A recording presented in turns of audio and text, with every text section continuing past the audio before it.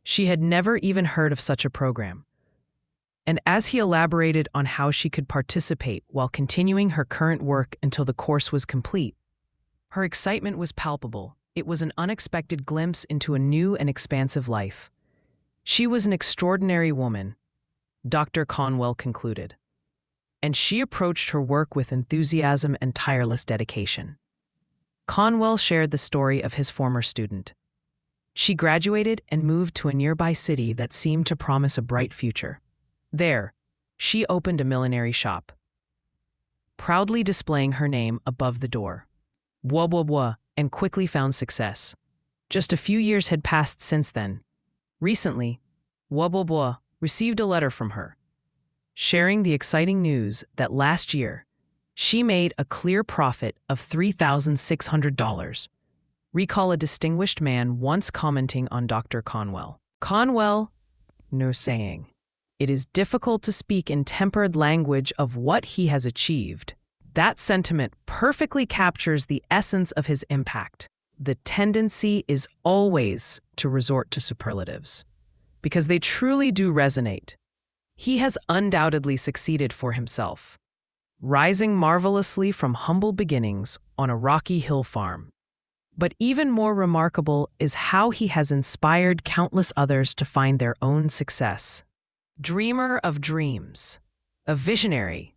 Just look at the outcomes of his influence. Recently, I found myself profoundly intrigued when Dr. Conwell recounted this particular story. Conwell, while discussing the university, unexpectedly expressed his desire to see such institutions spread across every state in the Union, all operating at minimal cost to the students and at hours suitable for all kinds of working men and women. Then he added thoughtfully. Then, abruptly, he declared, "Wish to see higher education accessible to everyone in the United States who earns a living." There was something truly magnificent in envisioning a nationwide system like that. However, didn't inquire about the specifics of his plan. Understood that, until now, I didn't inquire about the specifics of his plan. It might just be one of his aspirations, but also recognized that his dreams had a remarkable way of becoming reality. I caught a fleeting glimpse of his ambitious vision. It was astonishing to see a man well over 70 still dreaming of new worlds to conquer. And thought, what could the world have accomplished if Methuselah had been a Conwell, or, even better, what marvels could unfold if Conwell could be a Methuselah? He has been a great traveler throughout his life, a man who sees the world with clarity and describes it with vivid detail. Yet, time and again, his letters, even from the most fascinating places, tend to focus primarily on matters back home. It's not that he lacks an intense appreciation for the sights and experiences around him. Rather, it's his overwhelming dedication that keeps him preoccupied with his responsibilities at home. Perfect example of this was evident in a letter he wrote from Jerusalem. "I am in Jerusalem and here at Gethsemane and at the tomb of Christ. Reading this far, one would expect any man, and especially a minister, to reflect on the significance of the place and the impact it has on his thoughts. But Conwell is always the man who stands apart. And here at Gethsemane and at the tomb of Christ, pray especially for Temple University." That is the essence of Conwellism. The fact that he established a hospital, an achievement remarkable enough to define an extraordinary life, is just one of the many highlights of his career. It happened quite naturally. Through his pastoral work and his deepening understanding of the city's needs, he realized there was an overwhelming amount of suffering, wretchedness, and anguish stemming from the inability of existing hospitals to care for everyone who needed help. There was an overwhelming amount of illness and suffering that needed to be addressed, so many lives that could be saved. This realization compelled him to start another hospital. True to his nature, he began small. It's essential to emphasize that this was the hallmark of his remarkable organizational skill. Most people would wait until they could make a grand start, believing anything less was not worth pursuing. Believing anything less was not worth pursuing. But Conwell's approach was different. He envisioned great things for the future, yet was always ready to take immediate action, no matter how small or insignificant that action might seem to others. In 1891, it all began with 2 rented rooms, 1 nurse, and 1 patient. This was the modest start of what would grow into the renowned Samaritan Hospital. Within a year, they had an entire house equipped with wards and an operating room. Today, the hospital occupies several buildings, including the original site, with plans for a substantial new structure on the horizon. Even as it stands, the hospital boasts 170 beds, outfitted with all the latest medical equipment and staffed by a large team of physicians. The volume of surgical operations performed here is impressively high. It welcomes patients of all races and beliefs, and no one in need is turned away. The policy ensures that treatment is free for those who cannot afford it, while those who can contribute are encouraged to pay according to their means. One compassionate aspect of the hospital that endears it to both patients and their families is Dr. Conwell's personal directive to extend visiting hours. In addition to the usual weekdays, there is 1 evening a week and every Sunday afternoon dedicated to visits. As Dr. Conwell puts it, otherwise, many would be unable to come because they could not get away from their work. Just over 8 years ago, another hospital, the Garretson was brought under management not founded by Conwell, but taken over and rapidly expanded to enhance its services. Both the Samaritan and Garretson hospitals are affiliated with Temple University. Since its inception until mid-1915, the Samaritan Hospital has treated a total of 29,301 patients, while the Garretson, in its shorter existence, has cared for 5,923 patients. When factoring in both dispensary cases and in-house patients, the 2 hospitals, under the leadership of President Conwell, have managed over 900 cases. How Conwell can possibly juggle the numerous demands on his time is nothing short of miraculous. He is the head of the prominent church. He leads the university. He oversees the hospitals. He is at the helm of everything he is involved with. And he is not just a figurehead. He is thoroughly engaged and active in each role. His splendid efficiency. Conwell has a few strong and efficient executive assistants who have been with him for a long time. Men and women who understand his ideas and ideals, who are dedicated to him, and who do everything in their power to support him. While much is done on his behalf, he remains such an overshadowing figure. There's really no other word for it, that everyone who collaborates with him seeks his advice and guidance. This includes professors and students, doctors and nurses, church officers, Sunday school teachers, and members of his congregation. Remarkably, he is never too busy to meet with anyone who genuinely wishes to see him. He manages a complex web of details, addressing countless personal questions and concerns while ensuring that the major institutions operate smoothly, all through meticulous time management and close attention to every moment. He employs several secretaries for specialized tasks, in addition to his private secretary. As his correspondence is extensive, he often dictates to his secretary while traveling on the train. Even during the brief moments he can escape to the Berkshires, work is always waiting for him. It seems work follows him wherever he goes. Knowing this makes it all the more remarkable that he's able to dedicate the necessary time for his nationwide lectures and the extensive travel they entail. Only a man of tremendous strength and unparalleled stamina, truly a superman, could manage it all. At times, amidst the multitude of his responsibilities, it's easy to forget that he prepares 2 sermons and 2 talks each Sunday. Here's a glimpse of his typical Sunday when he's at home. He rises at 7 and dives into his studies until breakfast, which is at 8:30. After breakfast, he continues to study until 9:45, when he leads a men's meeting, often playing the organ and guiding the singing as well. At 10:30, he conducts the main church service, where he delivers a sermon, and at the end, he shakes hands with hundreds of attendees.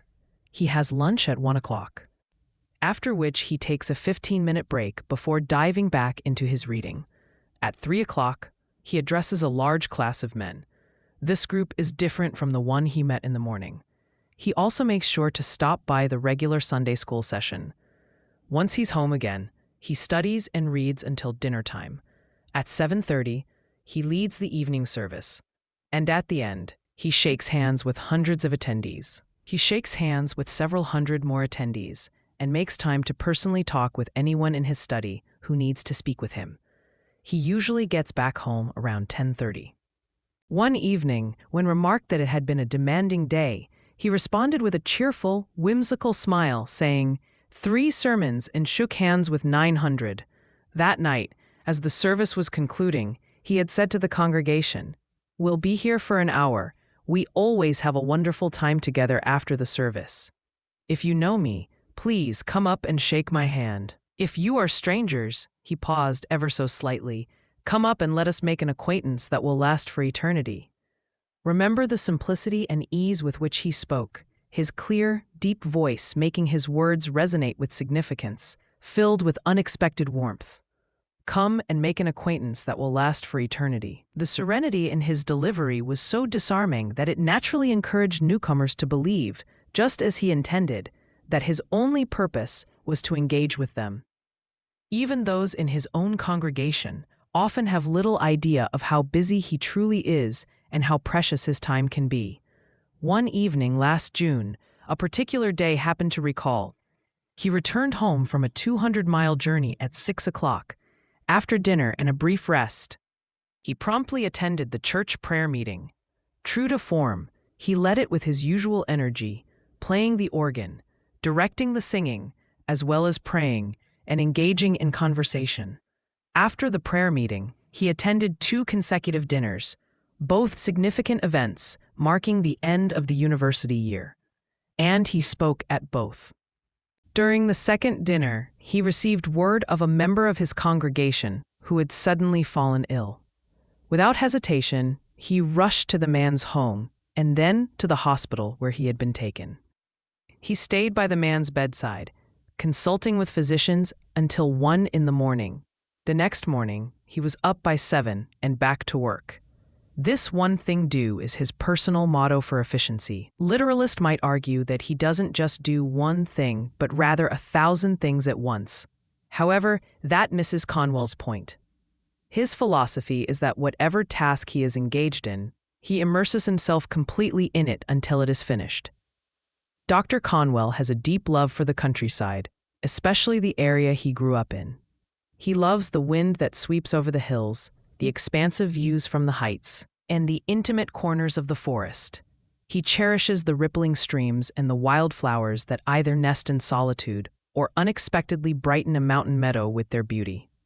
He revels in the very touch of the earth, and he finds joy in the great, bare rocks. Occasionally, he writes verses. He has even penned lines for a few old tunes. Was particularly intrigued to discover some of his poetry that depicts heaven in the imagery of the Berkshires, the wide-stretching valleys in colors so fadeless, where trees are all deathless and flowers ever bloom. That is what heaven looks like to a New England hill man, not golden pavement or ivory palaces, but valleys, trees, flowers, and the vast expanse of open land. Few things bring him more pleasure than going blackberry picking, and he has a remarkable talent for doing so without ever scratching his face or fingers. He finds blackberry picking, whether he's alone or with friends, to be an exceptionally good time for planning what he wishes to do or working through his thoughts on a sermon. And fishing is even more enjoyable, but as it brings him immense recreation and tranquility while also providing another chance to think and plan. As a young boy, he dreamed of building a dam across the Trout Brook that runs near the little Conwell home. true to his tenacious spirit. But he eventually achieved that dream, although it took him half a century.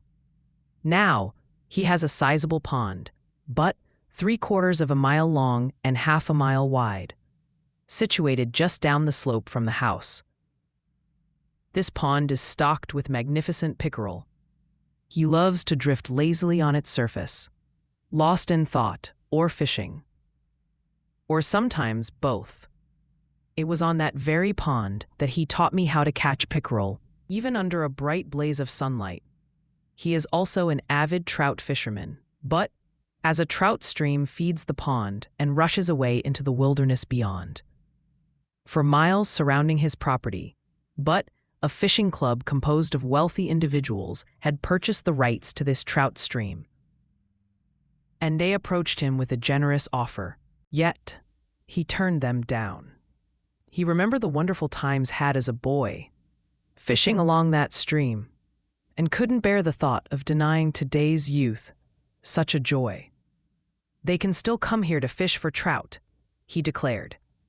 One day, as we walked alongside the brook, he suddenly remarked, "Have you ever noticed that every brook has its own song? I could recognize the melody of this brook anywhere."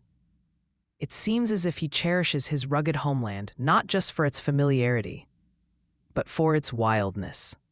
He himself is just as rugged, robust, and enduring, sharing the strength of the hills that surround him. In his very appearance, one can sense the ruggedness of the hills, a raw sincerity and unpretentiousness that reflect both his character and looks. Even when his voice is typically low, you can feel the strength of the man. This strength becomes even more apparent when he speaks passionately, whether from a lecture platform, in the pulpit, or during a conversation. He's big-boned, sturdy in frame, and tall, with broad shoulders and strong hands. His hair is a deep chestnut brown that appears almost black at first glance. In his youth, he was strikingly handsome, as his photographs attest, but the weight of anxiety, hard work, and the relentless passage of time, coupled with physical pain, have etched lines of sadness and a touch of severity onto his face, although this demeanor disappears instantly when he begins to speak. His face is illuminated by remarkable eyes, revealing his depth and complexity. Despite his strength, he carries a sense of loneliness. The wife of his early years passed away a long time ago, long before success came knocking at his door. Her loss was profoundly felt, as she had stood by him loyally during a time filled with struggle and hardships. He remarried, and his second wife proved to be a steadfast companion for many years. During a particularly stressful period, and having a financial shortfall of $65,000 threatened to bring Temple College to its knees, just as it was starting to find its footing, he took drastic measures. Both Temple Church and Temple College had taken on substantial debts in their early days, and he worked tirelessly to raise every dollar he could, selling or mortgaging his own possessions. His wife, as he fondly recalls, was there by his side, fully supportive, fully aware that should anything happen to him, the financial sacrifice would leave her destitute. After many years of companionship, she passed away. His children have since married and established homes of their own, leaving him a solitary man. Yet he is not unhappy, for the immense demands of his work leave him little room for sadness or reflection. At times, he realizes that he is growing old, that friends and comrades have been passing away, leaving him an old man surrounded by younger companions and helpers. However, such realizations only fuel his resolve to work with even greater intensity, aware that the night will come when no one can labor anymore. Deeply religious as he is, he doesn't impose his beliefs into conversations on everyday topics or upon those who may not share an interest. For him, Action and good deeds, accompanied by faith and belief, are what truly matter unless the situation naturally calls for dialogue. Whether he is speaking to an individual or addressing thousands, his words resonate with remarkable effectiveness. His sermons are, one could almost say, parable after parable, although he would be the last to suggest this himself, as it might imply that he aspires to emulate the greatest example of all. He often expresses that he frequently uses stories because people tend to be more moved by illustrations than by arguments. Always, whether in the pulpit or outside of it, he remains simple, approachable, and genuine. If he spots someone in the congregation he wishes to speak with, he might leave the pulpit and walk down the aisle while the choir is singing, quietly exchanging a few words before returning. In the early days of his ministry, if he learned of a poor family in need of food, he would likely gather a basket of provisions and personally deliver it, offering whatever additional support he deemed necessary upon arrival. As his reputation grew, he moved away from this direct and visible form of charity, aware that his impulsive actions could be misconstrued as deliberate showmanship. Nevertheless, he has never stopped being ready to lend a helping hand the moment he recognizes that help is required. He avoids delays and lengthy investigations when he can be certain that immediate action is required. The breadth of his quiet generosity is truly remarkable. Without a family to support or a desire to save for himself, he views money solely as a tool for helping others.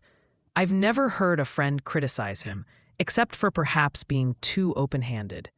After getting to know him, I was deeply impressed by the qualities he possessed, reminiscent of the successful district leaders of old in New York City. I mentioned this to him, and he immediately recalled his encounter with Big Tim, the longtime leader of the Sullivans. Big Tim had come to his home after traveling to Philadelphia to assist a troubled associate, and he had sought Dr. Conwell's help. It was characteristic of Conwell to recognize what many others failed to see, the most striking qualities of that Tammany leader. Big Tim Sullivan was truly kind-hearted. Conwell recognized the man's political unscrupulousness, just as his opponents did, but he also perceived the source of Sullivan's true power, his compassion. While Sullivan could be exceedingly unprincipled, and Conwell is unwaveringly principled, there were notable similarities between these two powerful figures.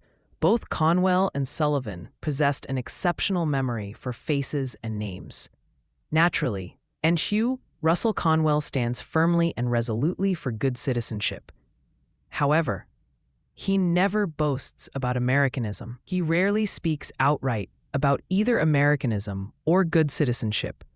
Instead, he continually and quietly upholds the American flag as a symbol of good citizenship, guiding his people with its representation. An American flag prominently decorates his church. Another can be seen in his home.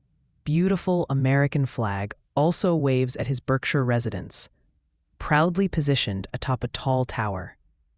It's a place that holds special memories for him, as, when he was a boy, it was here that a mighty tree stood, once home to an eagle's nest. This very memory inspired him to name his home the Eagle's Nest. Recall a captivating story once read about his daring ascent to the peak of that tree, a nearly impossible feat, where he secured the nest through sheer perseverance and bravery. Curious about the truth of this tale, men asked him if it really happened. "Oh, I've heard whispers about it. Someone mentioned that someone saw me, or something of that sort.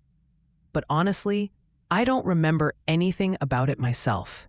Anyone who knows him can attest to his unwavering determination and his commitment to pursuing anything that truly captures his heart.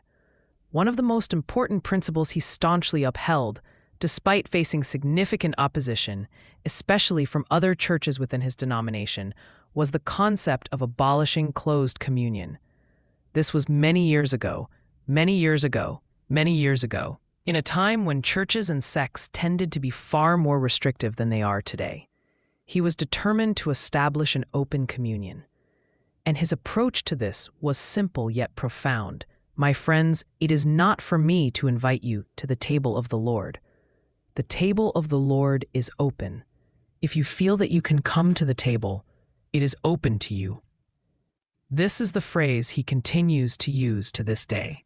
Not only does he never waver in his commitments, but according to his friends, he never forgets a resolution he has made. Often, when they believe a matter has been long forgotten, they find Dr. Conwell unexpectedly resurrecting his original intentions.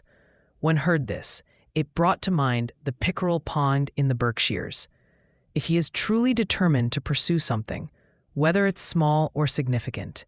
However, one day, after several years, he took it off, and people remarked, he has finally listened to the criticism. He smiled nostalgically as he recounted this story and said, "Dear old deacon from my congregation gifted me that diamond and didn't want to hurt his feelings by turning it down. It really bothered me to wear something so ostentatious. But out of respect for the old deacon, it kept it on until he passed away. After that, it stopped wearing it. Then he had it until he passed away. After that, he stopped wearing it. After that, he kept it on. And people remarked, he has finally listened to the criticism. He singing in one day passed away, and people remarked his impression. This is the story of Acres of Diamonds. The most remarkable aspect of Russell Conwell's extraordinary life is his lecture, Acres of Diamonds. This isn't just about the lecture itself. It's about the countless times he has delivered it, the inspiration it has sparked in the lives of many, the wealth it has brought him, and even more importantly, the purpose to which he dedicates that wealth. The circumstances surrounding Acres of Diamonds. Its astonishing success, and the mindset that Dr. Conwell embodies through both the lecture and his subsequent actions reveal much about his character, his aspirations, and his capabilities. The lecture resonates with his boundless energy, ignites with his optimism, and overflows with his enthusiasm. It is packed with his unwavering intensity and symbolizes the potential for success that lies within each individual. He has presented this lecture over 5,000 times, and the demand for it shows no signs of waning. Its success only continues to grow. Yet, there exists a chapter in Russell Conwell's youth that is painful for him to reflect upon. One evening, he recounted it to me, his voice growing quieter as he journeyed deep into his past. He spoke of his days at Yale, a time marked by hardship. He did not have the financial means to attend Yale, which led him to work harder than ever, and along the way, he faced bitter humiliations. It wasn't that the work itself was difficult. Russell Conwell has always embraced hard work. It wasn't the challenges and sacrifices he had to endure. He has always viewed obstacles as opportunities to overcome them, facing privations with a resilient spirit. No, it was the personal humiliations he encountered that still cause him pain, even after more than 50 years. Yet, from those very humiliations arose a remarkable outcome. Decided, he shared, that would do whatever could to make the path easier for other young men striving to pay their way through college. And so, many years ago, he made a commitment to dedicate every dollar he earned from Acres of Diamonds to this noble cause. He maintains what could be described as a waiting list. On this list are only a handful of cases that he has personally investigated. Being an incredibly busy man, he's unable to conduct extensive individual inquiries. A significant portion of the names on his list come from college presidents who are aware of students within their institutions who could benefit from a helping hand. Every night, he shared with me when asked him about the process. After my lecture is finished and I've received the check, sit down in my hotel room. A rather lonely picture. Indeed, sit down in my room and subtract my actual expenses from the total amount received. Then write a check for the remaining sum and send it to a young man on my list. Along with the check, absolutely always include a letter full of advice and encouragement, expressing my hope that it will be of some assistance to him, and reminding him that he has no obligation except to his Lord. Feel strongly. and do my best to convey to every young man encounter that there should be no sense of obligation to me personally. Remind them that my hope is to leave behind men who will accomplish even more than have. Don't think I'm offering too much advice, he added with a smile, because all I'm trying to do is let them know that a friend is there to support them. His face lit up as he spoke. There's such a fascination in it, he exclaimed. It's just like a gamble. As soon as send the letter and cross a name off my list, snap, I'm already aiming for the next one. After a brief pause, he continued, don't aim to send any young man enough to cover all his expenses. My goal is to spare him from bitterness, and each check will make a difference. And, two, then, he concluded, naively, in everyday language, don't want them to give up on me. He explained that he made it clear he didn't want any returns or reports from this part of his life's work, as that would take too much time spent watching, thinking, reading, and writing letters. But mainly, he continued, it's because don't want to create a sense of obligation hanging over their heads. When suggested that this was indeed an example of bread cast upon the waters that might not return, he paused for a moment, then said thoughtfully, as one gets older, there's a certain satisfaction in doing something simply for the sake of doing it. The bread returns in the sense of effort made. On a recent trip through Minnesota, he was genuinely troubled, his secretary told me. After being recognized on a train by a young man who had been helped through acres of diamonds, the young man, realizing that this was indeed Dr. Conwell, eagerly introduced his wife to express their heartfelt gratitude for the help he had provided. Both the husband and wife were so emotionally moved that it deeply affected Dr. Conwell himself. To quote Dr. Conwell, Conwell, this lecture aims to assist every person, of either sex, who cherishes the high resolve of sustaining a career of usefulness and honor. It is a lecture grounded in helpfulness, and when delivered with Conwell's unique voice, expression, and demeanor, it becomes utterly captivating. Yet, the message remains wonderfully simple. It is filled with inspiration, insights, now and practical support. He customizes it to fit the local contexts of the thousands of different venues where he presents it. But the core remains unchanged. Even those who have heard it before return time and again. He finds it amusing to mention individuals who have listened to it as many as 20 times. It begins with a story shared with Conwell by an old Arab during their journey toward Nineveh. As you listen, as you listen, you can almost hear the voices and see the shimmering sands of the desert along with the swaying palms.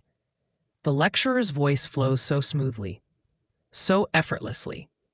It feels remarkably ordinary and straightforward, yet it brings the whole scene to life in an instant. The audience finds themselves under a sort of spell, eager to listen, ready for laughter or solemnity. He possesses the remarkable ability to captivate, the vital spark that defines a true orator. These same individuals return time and again to hear this lecture. And that is the kind of acknowledgement Conwell deeply appreciates. Recently heard him deliver it in his own church, a place where one might assume only a few loyal attendees would show up for a tale often recounted. Yet it was evident that all in attendance were indeed the faithful, for the turnout was substantial. Hardly a seat in the expansive auditorium was unfilled. It's worth noting that, although the lecture took place in his own church, it wasn't a free event, where one might anticipate a large crowd. Each attendee paid a considerable sum for a seat, which is always a practical measure of their genuine desire to listen. The audience was carried away by the experience, as if both the lecturer and the lecture were uniquely intriguing. The lecture itself is well written, but it's only during Conwell's engaging delivery that you truly grasp its impact. That evening, he decided to present the lecture just as he had so many years ago, without any of the revisions that come with time and changing circumstances. As he continued, the audience erupted with laughter, just as they always had, and he felt confident that he was delivering it exactly as he had in the past. Yet, despite his deliberate effort to recapture that earlier essence, that evening, his references occasionally included modern elements, like the automobile. The last time listened to him was the 1,204th time he had given this lecture. Isn't that astonishing? 5,124 times. Noticed he was slated to deliver it in a small, remote location, one that would make it challenging for a significant audience to attend, and found myself wondering how many people would gather there and how they would react. So, made my way over from the few miles away, the road was shrouded in darkness, and envisioned a small crowd gathering for the lecture. However, when arrived, was surprised to find the church building, designed to accommodate 830 seats, completely filled to capacity. Exactly 830 people were already settled in, with a few others standing at the back. Many had traveled quite a distance to be there. Remarkably, the lecture had been hardly advertised at all. Yet, a word had spread among friends who asked each other, "Aren't you going to hear Dr. Conwell?" Was captivated as observed the audience's reactions. They engaged with the lecture enthusiastically, their enjoyment evident throughout the presentation. Not only were they entertained and intrigued, achieving such a response at a small crossroads church was an impressive feat, but could sense that each listener left with a newfound motivation to take action, whether for themselves or for others, knew that for at least some of them, that motivation would soon transform into tangible deeds. Again and again, one can't help but recognize the power such a person possesses. And what remarkable selflessness! Despite his advanced age and enduring pain, he doesn't confine his lecture to a specific length. He doesn't merely speak for an hour or reluctantly extend it to an hour and a half. Instead, he notices the audience's fascination and inspiration, and he willingly forgets his discomfort, dismisses the passage of time, and overlooks the fact that the night is growing late and he still has a long journey ahead of him. He generously carries on for 2 hours, and everyone wishes it could be 4. He speaks effortlessly and with genuine warmth. His demeanor is full of friendliness, calmness, and humor, punctuated by simple, relatable jokes. But through it all, the audience is never reminded that he is earnestly devoted to his message. They respond with laughter or sit in captivated silence. A wave of emotion sweeps across the audience, whether it be earnestness, surprise, amusement, or a sense of determination. When he is serious and solemn or passionate, the audience can feel his genuine fervor. But when he shares something humorous, there's a hint of restrained laughter on his part, a warm appreciation for the fun of it, as if he and his listeners are sharing a laugh over something they all find amusing together. Countless successes in life have stemmed from the direct inspiration of this single lecture. The stories are so numerous that surely many more have never been shared. Doctor.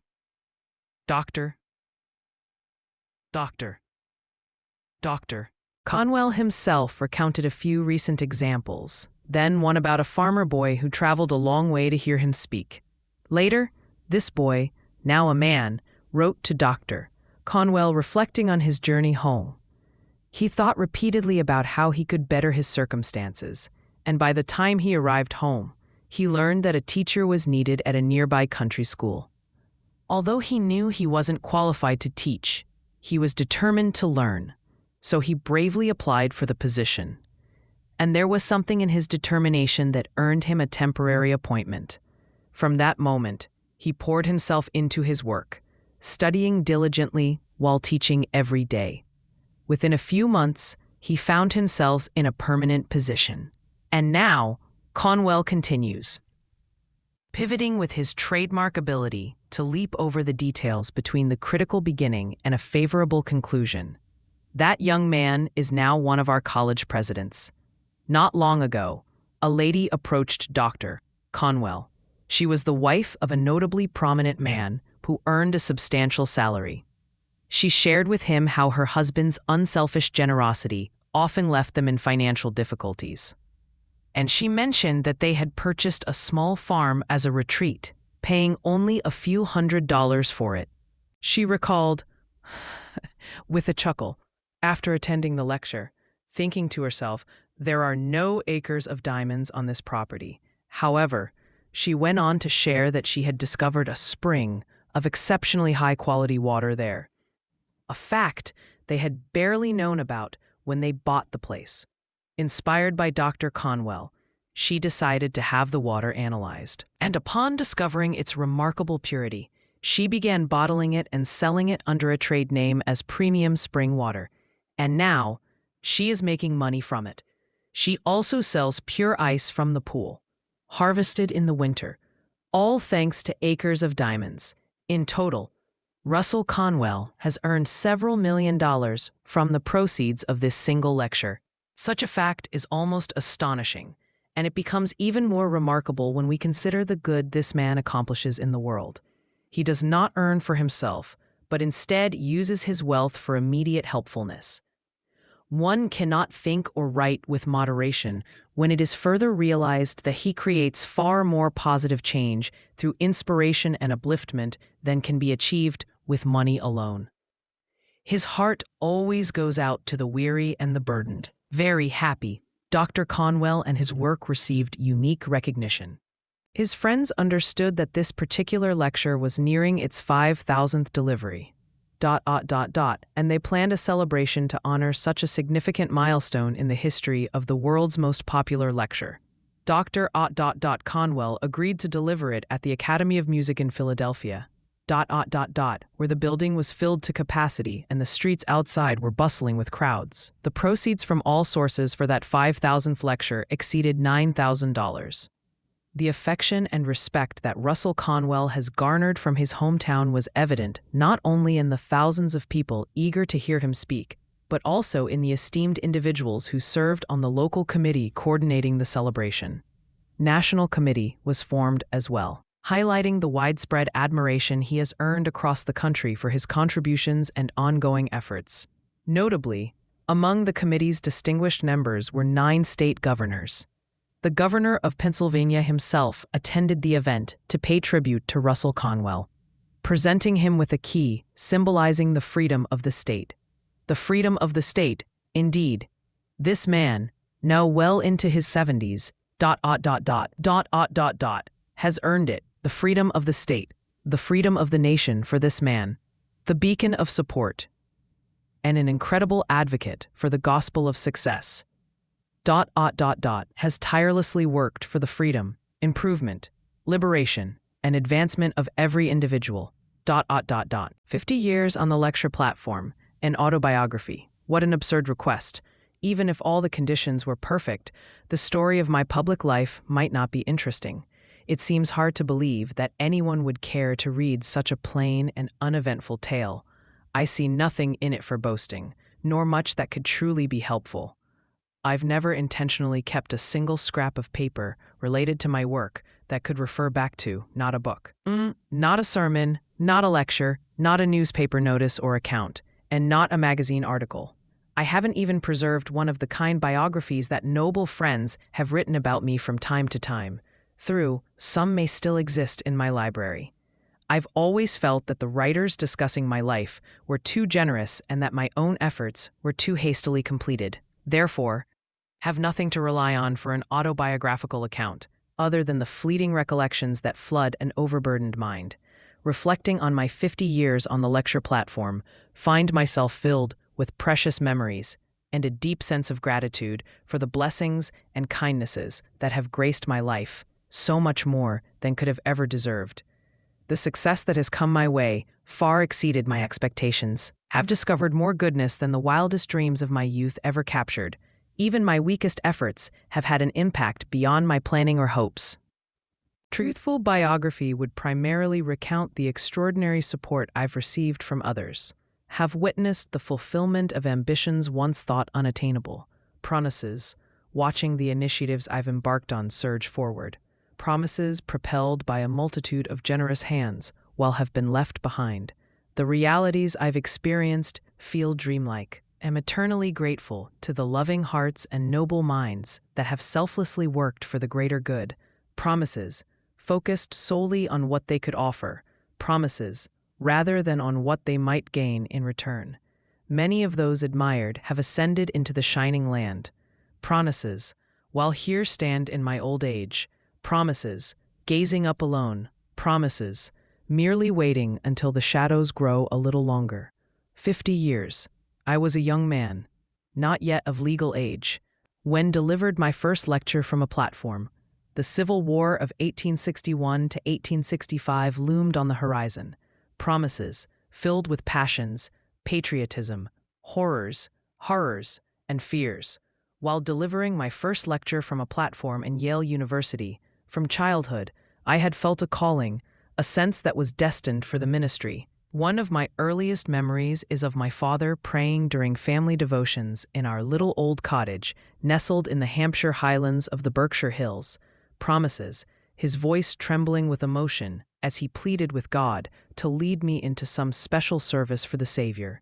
Promises, this filled me with awe, dread, promises, and fear.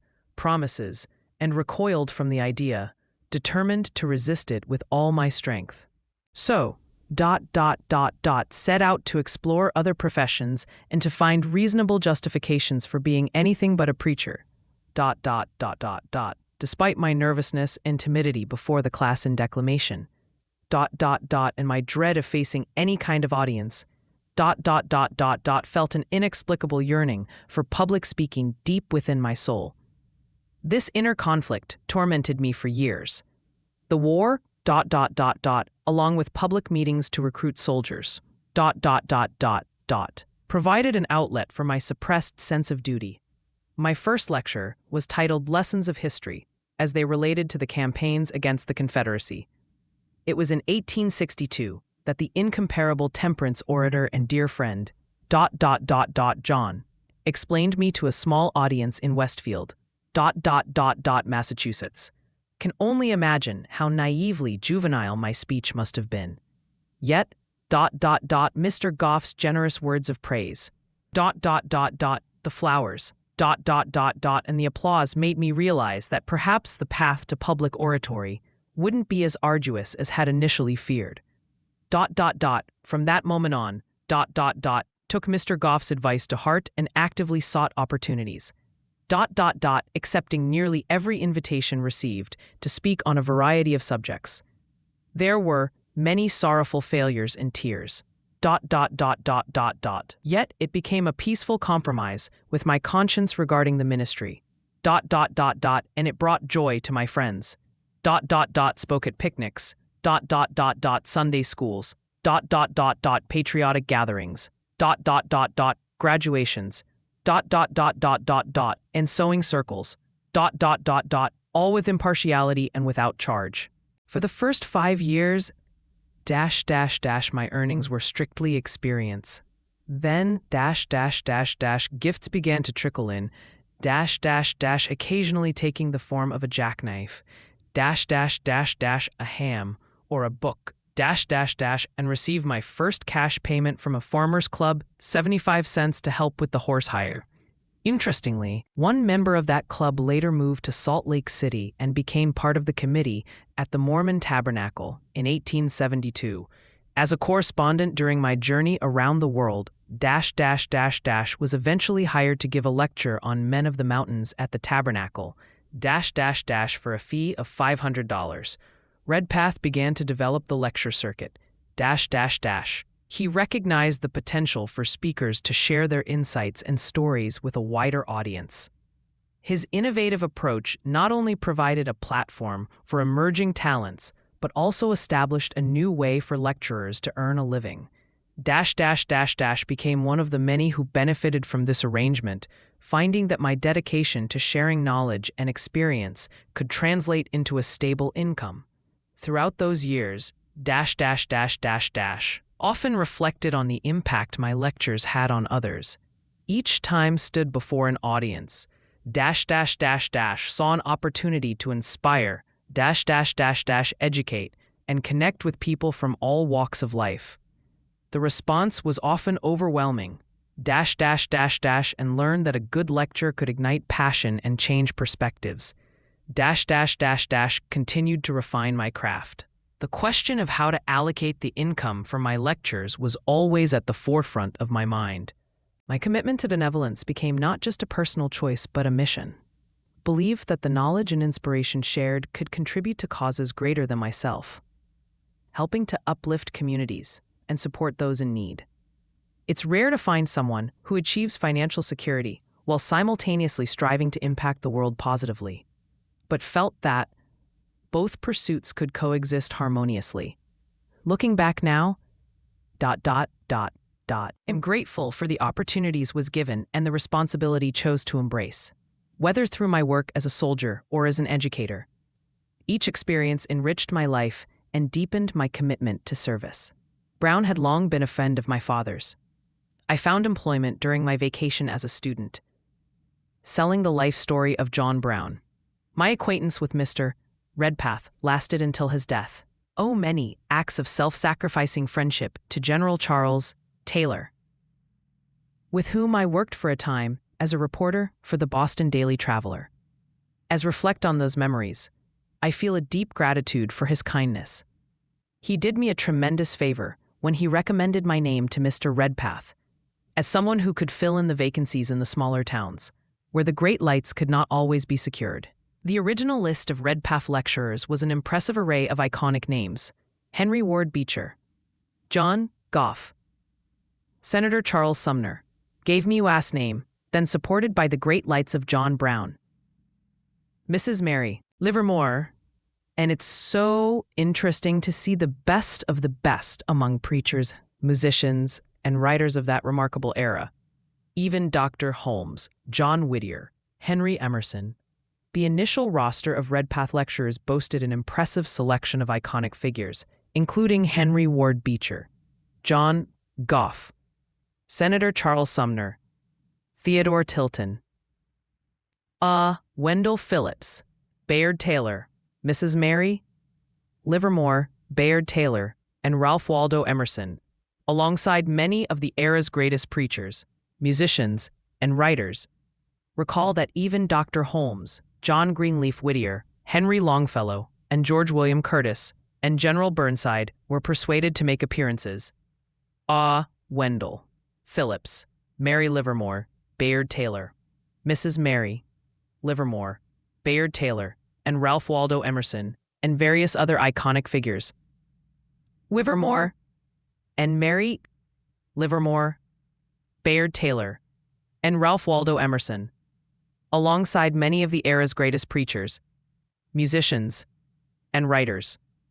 Recall that even Dr. Holmes, John Greenleaf Whittier, Henry Longfellow, George William Curtis, and General Burnside were persuaded to make appearances.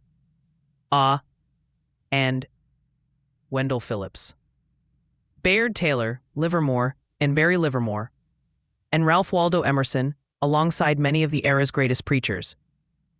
John Greenleaf Whittier, Henry Longfellow, John Greenleaf Whittier, Henry Longfellow, and General Burnside were persuaded to make appearances. And Wendell Phillips. Recall that even Dr. Holmes, John Greenleaf, often refusing any form of payment, still remember the embarrassment felt when my name was placed alongside such esteemed individuals. Convinced that each of my acquaintances was mocking me behind my back. Yet, Mr. Bayard Taylor reached out with a thoughtful note from the Tribune office, expressing his delight to see me on the road to great usefulness. Governor Claflin of Massachusetts also took the time to congratulate me, which was encouraging.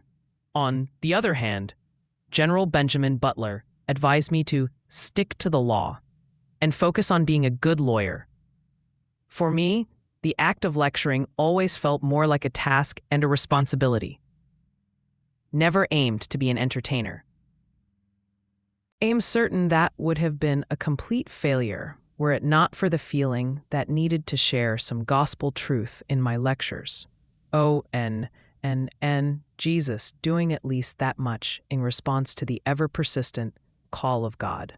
When entered the ministry in 1879, ONNN had become so entwined with the lecture platform in both America and England that couldn't justify abandoning such a vast field of potential impact. The experiences of all successful lecturers are likely quite similar. The journey is not always smooth.